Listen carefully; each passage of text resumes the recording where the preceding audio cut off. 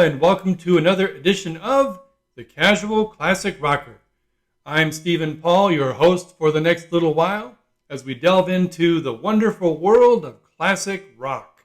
This is the show for all of you classic rockers out there, or you wannabe classic rockers. Today is episode 1 of Thrift Store Steals, Deals, and Finds. You know, my entire classic rock album collection was gone at one point, so right now I'm just rebuilding it from scratch. The main way I do that is going to thrift stores. So today we're just going to take a look at some of the thrift store finds that I have and share some of my thoughts about them. Okay, let's get started and see what kind of thrift store steals, deals, and finds I found. First up, we have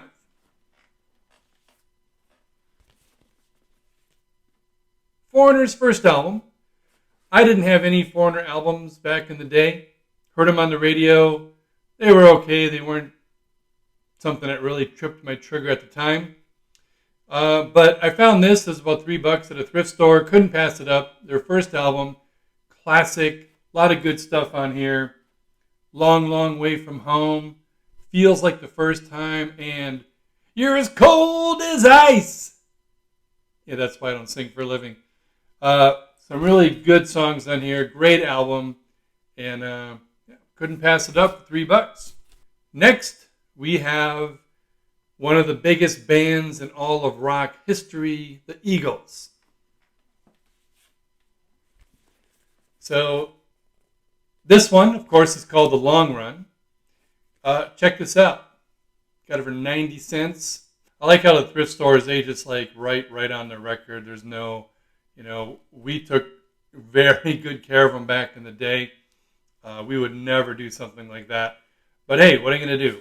So 90 cents, had to pick this one up. Again, not a big Eagles fan overall, so I never bought any of their records. Actually, I'm going to take that back.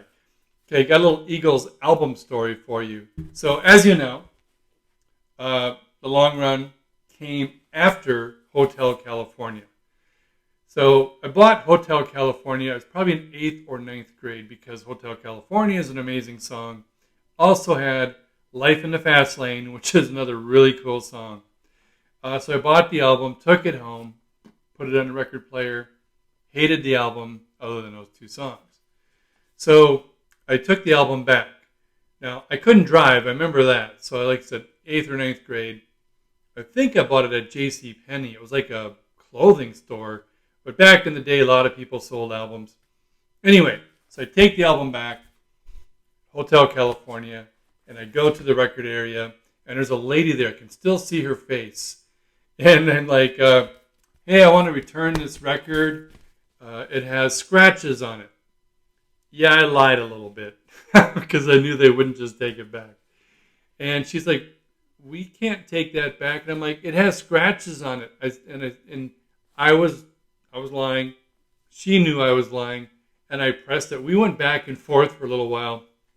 And finally, she did give me my money back, and I gave her the record back. I was very relieved. But anyway, so I had never heard this album. I heard a couple songs on it. I heard The Long Run. I heard Those Shoes. And there's a couple others. There's several hits on this album. And I'm going to go on a limb here and say that this album is actually better top to bottom than Hotel California.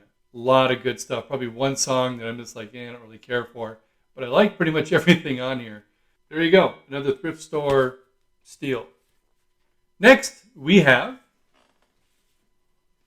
another one of the biggest albums, well, one of the biggest rock bands in history, Aerosmith. I had several of their albums back in the day. Never had this one. I've seen this cover since like right before, since right after it came out. Never bought it. It's their debut album. And I've heard the song Dream On, which is a great song. And I listened to all the rest again just the other day because I'd never heard this entire album. And not bad. It's pretty good overall. And, check out those faces. Next we have the J. Giles Band. So the Jay Giles Band had several hits in the very late 70s, early 80s. Love Stinks, Centerfold, Going Blank on another one. And they were pretty good songs. And as a casual classic rocker, I never heard any of their albums or anything else by them. So I saw this at a thrift store, right, $2.92. So I get it. Again, I played this entire album. And if you're a Jay Giles fan, I'm just going to tell you this album sucks. I don't like it at all. It's kind of eclectic, has different things on it. Nothing like those hits that you heard on the radio. Yeah, I don't know. I like the fold open things. I remember when I was a kid, I'd get albums, and you always wanted like the fold open thing, and it would have extra info and pictures and whatever. Kind of a bomb, but hey, it was only $3. All right, next we have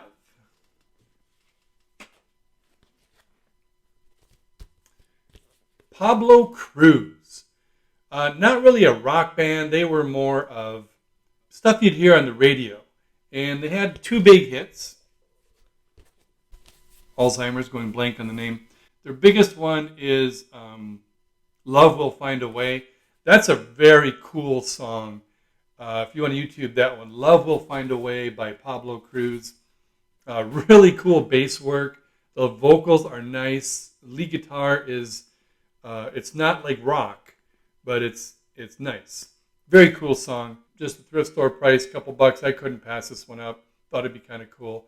And I listened to this entire album. Again, another one that I only heard those two songs on the radio and never heard anything else by them.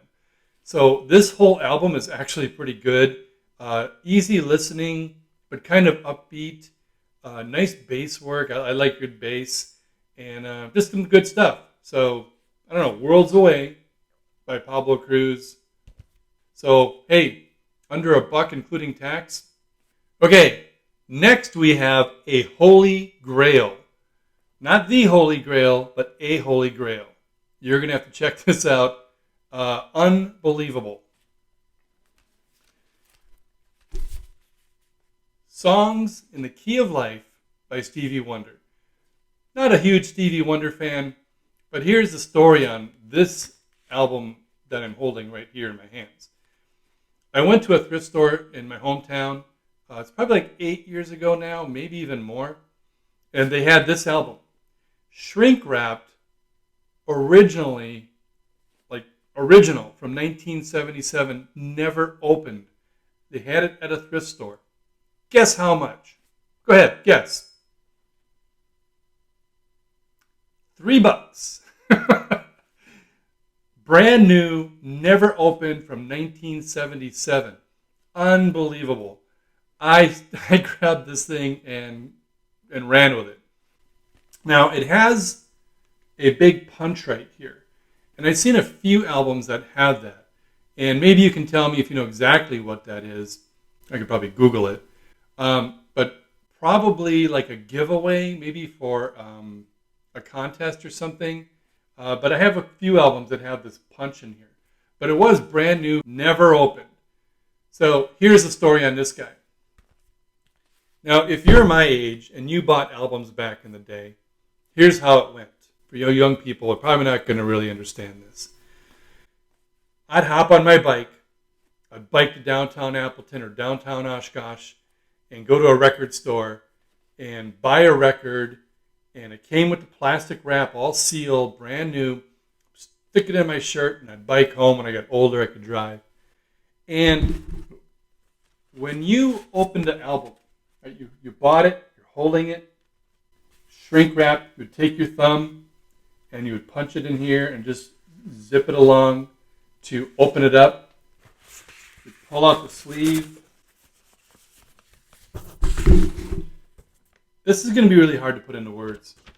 But the very first time you pulled out an album that was brand new, it was beautiful. Not a speck of dust on it. It was shiny, clean, not a scratch, not a pop, not a tick, and just gorgeous. And there was a feeling of just opening a brand new album. And so I had this album. shrink wrapped, brand new, like I said, 8, 9 years ago, whatever it was. My kids were around, and I'm like, kids, check this out. And I explained. They're like, whatever, Dad. Right? So I thought maybe I could sell it. And then I thought, opening a brand new album? I don't know. And so I ended up opening it. I don't know. I probably could have sold it for a couple $100s or more. I don't know. I don't know what something like that would go for. But I opened it up, and it just came back to me like I was a kid again. Opening up that album, and again, just pulling it out of the sleeve. And this is still really mint condition because I only listened to it once, I think, and then I put it away. Anyway, but another cool thing about this album, and if you know it, that's great. It's actually a double album. Has 2 complete albums. And a couple other surprises in here. Has a big book, which is kind of cool. And it has like all the lyrics and different things. These were always really cool. Kind of pretty rare in almost any album. But sometimes you'd open up, there'd be like photo of the band and lyrics. Anyway, it's got a book in there. And then this is actually really cool. If I can get it out of here. Another little surprise. A 45, which at first I thought was just a 45 with a song on each side. But this is actually really cool because it looks like there's 2 songs on each side. So 2 here and 2 here, which would be really cool and rare. This one I never played. That was a holy grail, not the holy grail, but a holy grail, finding something brand new, shrink wrapped, 30 years old at the time or whatever. Pretty cool. So those are my thrift store steals, deals, and finds that I'm sharing with you today. Hey, if you found any really cool albums, got any great deals, went through a thrift store and found like an amazing album, tell me what you found. Put your comments down below. I'd love to hear from you. And, leave your comments and questions. That'd be great. Thanks so much for joining me. It's been a pleasure having you with me on The Casual Classic Rocker. Also, please make sure you subscribe to The Casual Classic Rocker and hit that notification bell so you know when new videos are coming out. We'll see you next time. Bye.